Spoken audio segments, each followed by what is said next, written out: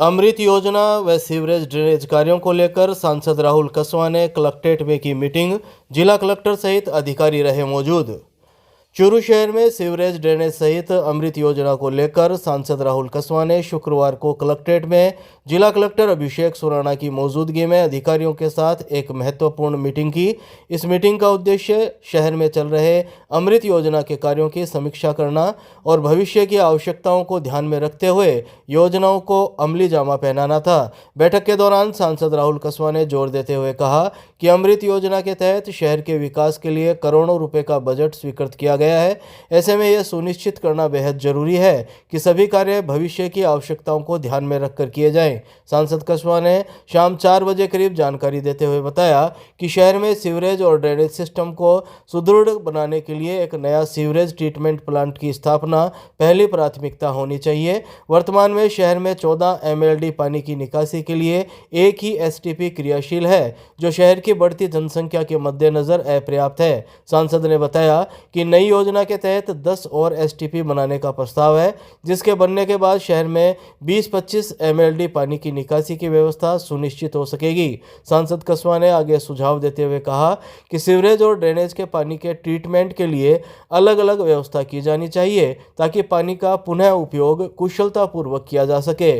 उन्होंने कहा कि गादसर गेनानी के जीर्णोद्धार के लिए अमृत 2 योजना के तहत 11.60 करोड़ रुपए की राशि स्वीकृत की गई है। इस राशि का उपयोग करते हुए सीवरेज और ड्रेनेज के पानी के ट्रीटमेंट प्लांट स्थापित किए जा सकते हैं। उन्होंने कहा कि ट्रीटमेंट के बाद इस पानी का उपयोग सिंचाई के लिए किसानों को दिया जा सकता है।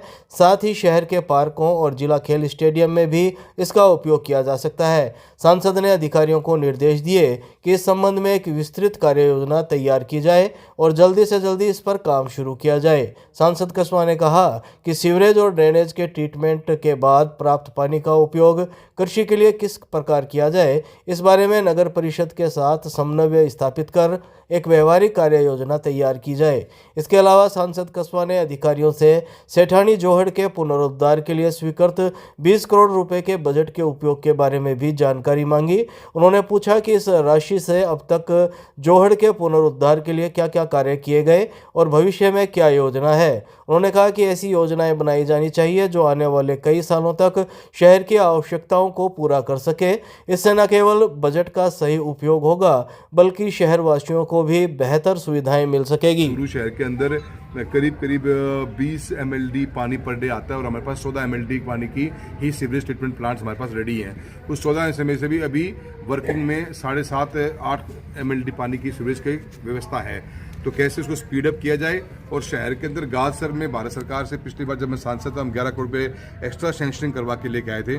उस काम को भी आज तक पूरा ढंग से हो नहीं पाया है। एक जोहरी सागर के अंदर पंप हाउस का करीब 20 करोड़ का प्रोजेक्ट 2023 में सैंक्शनड है, वो काम भी आज तक पूरा नहीं हो पाया है। तो जो कमियां हैं उनको पूरा करके और जो नई DPR बना रहे हैं उन नई DPR के अंदर जो ये ग्रे वाटर निकल के आएगा, जो ट्रीटेड पानी है, जो सीवरेज के द्वारा बाद में ट्रीटमेंट किया हुआ पानी को कैसे यूज़ किया जाए, पिछली DPR का हिस्सा ही नहीं था वो। अब उस नई DPR में शामिल करके किसानों को पानी दिया जाए खेती के पर्पज़ से, चाहे हमारे स्टेडियम को पानी दिया जाए, चाहे हमारे पार्क्स को पानी दिया जाए, कैसे उस पानी को रीयूज़ किया जाए, उसके ऊपर जो DPR बन रही है उसकी एक सामूहिक चर्चा करी है। और कलेक्टर महोदय को हमने ये बात जरूर कही है, कमिश्नर के मार्फत से कही है कि जो पेंडिंग वर्क है उनको जल्दी पूरा किया जाए। बारिश का समय आएगा, 3 महीने बाद बारिश शुरू हो जाएगी और उसके अंदर पूरा शहर फिर पानी के अंदर डूबेगा। इससे पहले पंप हाउसेस बन जाएं और पानी को डिस्चार्ज करने का प्लान करें। साथ ही साथ चूरू के अंदर हम एक नई बाईपास की जो प्लानिंग कर रहे हैं उसके का भी DPR का काम चालू हो रखा है। तो सिटी भविष्य में किधर बढ़ेगी उस तरफ के अंदर के हमें हमारी STPs बननी चाहिए। शहर बढ़ेगा उस तरफ, उसको भी दिमाग में रखते हुए प्लानिंग करी जाए। प्लानिंग स्टेज के ऊपर ही शामिल होने की कोशिश कर रहे हैं हम इस बार, ताकि हमारे को जब प्रोजेक्ट पूरे हो जाएं तो बाद में दिक्कतों का सामना ना करना पड़े।